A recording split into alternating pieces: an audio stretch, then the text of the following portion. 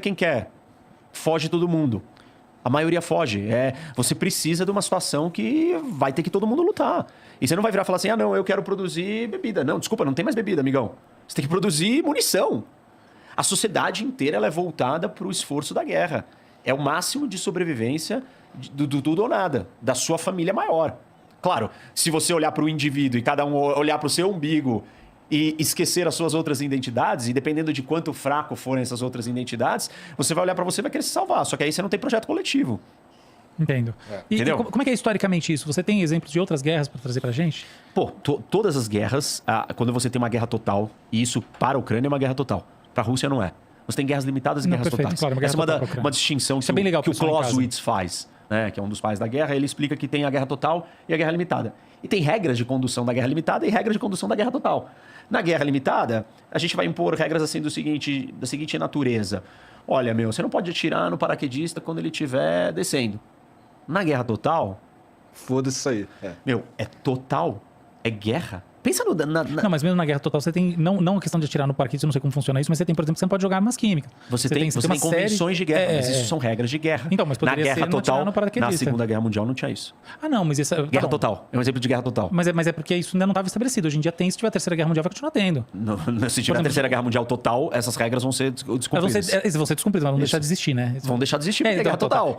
Porque a minha sobrevivência é a sua. É tudo ou nada. É tudo ou nada. É guerra. Não é a palavra guerra no sentido pós-moderno, no sentido do século XXI, que a gente fala em guerra como se guerra. Ninguém mais sabe o que é guerra. É guerra. O que é guerra? Guerra é destruição total. Guerra do século XXI é o fim da humanidade. Então, tudo bem. Mas aí entra o papo das bombas atômicas. Isso. E guerra aqui é guerra. Se você falar pra ele, abandona, podem fugir, pode sair quem quiser, acabou. Ele não pode fazer isso. O líder não pode fazer isso. O Estado não pode fazer isso. Ele tem que preservar o máximo de estrutura que ele tiver pra lutar. E, assim, se você for defender a individualidade ou a liberdade do indivíduo para fugir, você acabou com a nação. E, assim... É escroto, mas é verdade. Tipo, você não pode fazer isso. O líder não pode fazer isso. Aquele cara que tá no comando desse negócio... Então, você não tá aí. Então, ele era o primeiro a aceitar a carona dos americanos. E a primeira coisa que ele falou foi... Eu não quero uma carona. Eu quero munição. Tipo, os americanos viraram para ele e falaram... nós temos um plano de fuga para te ajudar a evacuar caso a casa caia. Aí ele falou assim... Eu não quero... Ele veio a público e falou... A público, o Zelensky falou...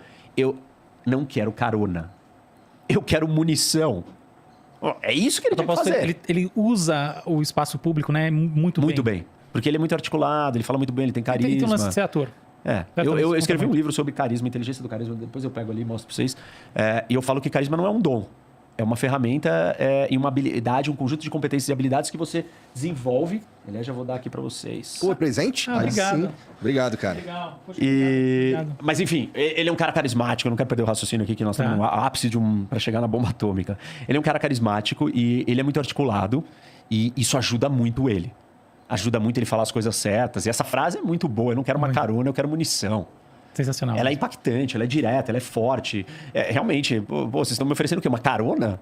Vocês querem me tirar daqui? Eu não quero sair daqui, eu tenho que ficar aqui. E essa é a posição de um líder numa situação dessa. Não poderia ser diferente. Se ele pensasse no indivíduo, na liberdade máxima do indivíduo, ele era o primeiro a ir embora. Vou cuidar da minha liberdade, da minha família, da minha vida e vou embora. Mas a discussão lá era muito sobre o fato de, na Ucrânia, você ter gente que não é exatamente identificado com o governo central da Ucrânia, né? Então, tipo assim, os separatistas também não estão podendo... Isso, né? Não, beleza. Legal, mas... Tem divisão ideológica dentro do Brasil. Hoje é mega dividido. Metade do Brasil não aceita. E depois do resultado da eleição, dependendo do que for, metade não vai aceitar. Eu espero que as pessoas, dependente do resultado da próxima eleição presidencial...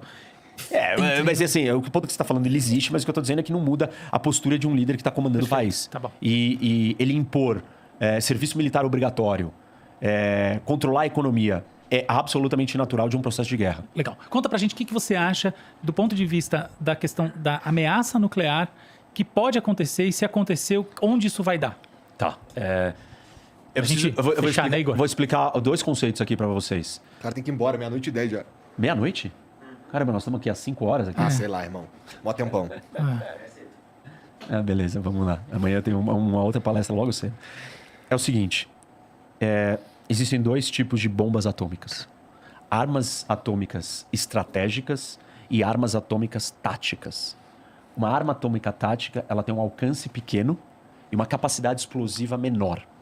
uma arma atômica estratégica são os mísseis intercontinentais balísticos. Elas atravessam o planeta inteiro e quando elas atuam em batalha contra batalhões, enfim, tanques, soldados ali no fronte, ela tem um alcance muito menor, ela é muito mais fraca. Os russos têm por volta de 2.000 bombas atômicas táticas. Os Estados Unidos têm 200 táticas.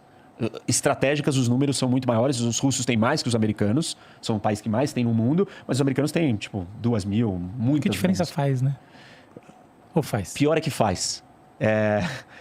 Porque esse jogo é um jogo estratégico de uma teoria dos jogos, aonde você tem que calcular e mostrar para o outro... Porque assim, imagina o seguinte. Você tem uma bomba atômica.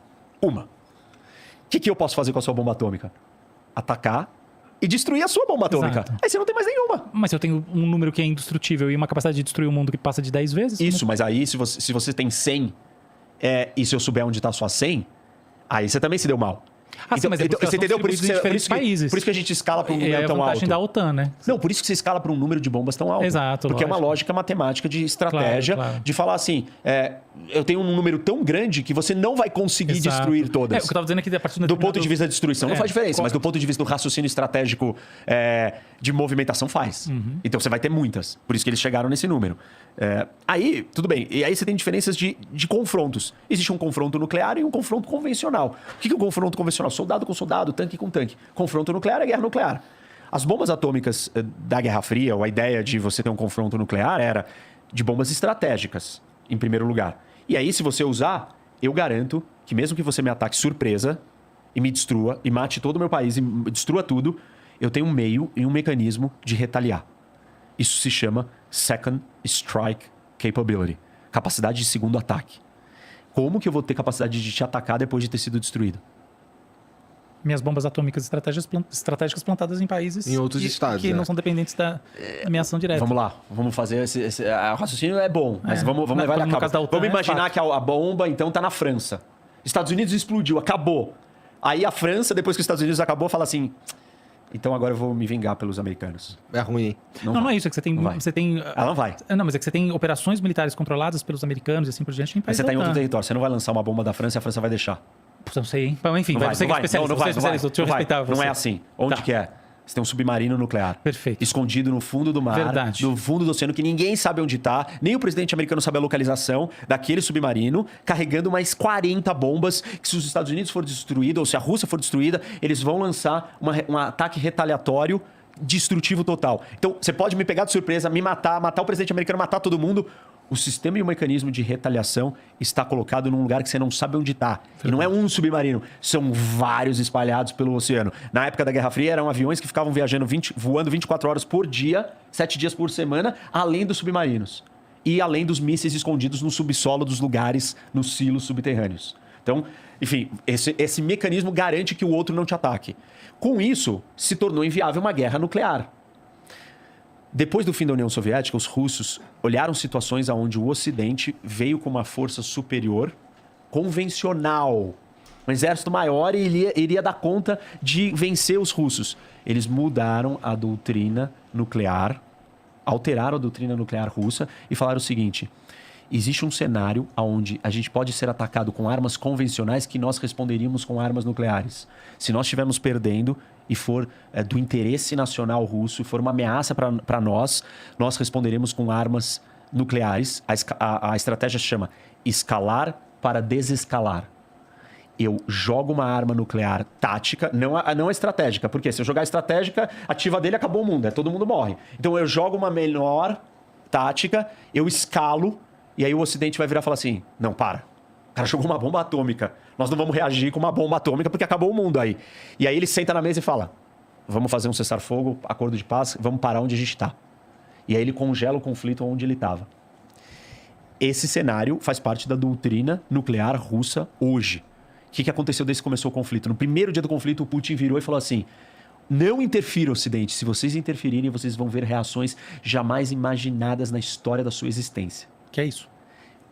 2, na semana seguinte ele fez uma simulação de um exercício nuclear. 3, recentemente ele colocou as forças nucleares em alerta. Outros passos que ele tem dado. Primeiro ele quis conquistar e ocupar e manter ali o controle de Chernobyl. uma zona nuclear. Depois ele foi lá e atacou a maior usina nuclear e botou fogo no negócio. Ou seja, ele está comunicando, ó, o uso de armas atômicas está na mesa. Sim. Por que eu estou explicando isso? Por que é importante as pessoas entenderem isso? Porque amanhã ou depois acontece um negócio desse e fala, mas imagina, isso nunca ia acontecer. Não, tem chance. Tá aqui a situação. A probabilidade é baixa, mas ela existe, ela não é zero. Porque a doutrina nuclear russa é muito clara, o Putin tem sinalizado, e esse é um típico conflito que ele está perdendo. E os americanos estão preocupados que ele acuado, pode ser que ele responda de uma forma... O cenário que você está falando, se ele perder. Se ele estiver perdendo nesse nível, pode ser que ele jogue uma arma nuclear tática. Qual é o perigo? O problema não é só que foi usada uma bomba atômica de novo no mundo. O problema é que a estratégia chama escalar para desescalar. Quem disse que vai desescalar? Isso. Claro. Quem disse que a resposta vai ser desescalar? E depois tem uma questão... E a cobrança do mundo não vai ser... Meu, esse cara é muito louco. Joga uma bomba em Moscou. E não só isso, né? Só se a gente pensar um monte de gente morrendo, cara, o que pelo fica, amor de o Deus, legado não faz nuclear, comigo, né? O legado nuclear do Japão Comigo foi entrou em um desespero. legado horrível para a humanidade. Foi. Então tem isso também, né? Pensar, as Não, é um pessoas tabu. ficam, O uso vem de com armas nucleares é um tabu. não é só quem morre ninguém ali. acha que pode se usar. É a quebra de um tabu. Isso é transformar As o mundo por mutações completo. que vem- é uma não, coisa- assim, não é só o efeito radiológico, né, nuclear aqui na Ucrânia e pro resto que vai se espalhar. Exatamente, isso se espalha. Você quebrou um tabu. O mundo, assim, ele vira de ponta cabeça do dia pra noite. Sim. É uma coisa muito chocante. Por que eu tô falando disso? Porque eu passei um tempão falando que as probabilidades ou as chances do Putin invadir a Ucrânia eram altas. E todo mundo, imagina, ele só tem a perder. E eu repeti muito, porque eu tô vendo a movimentação.